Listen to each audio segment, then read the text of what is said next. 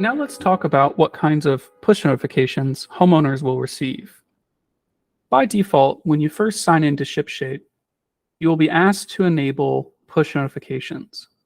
If, however, you miss this option, you can always go through the hamburger menu to the settings page where you can select notification preferences.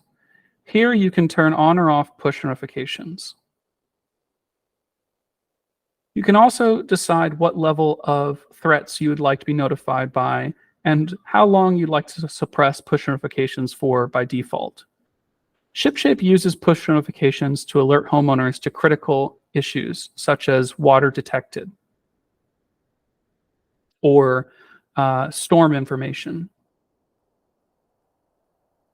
By default, Shipshape will alert homeowners if they are in an area where severe weather is going to affect.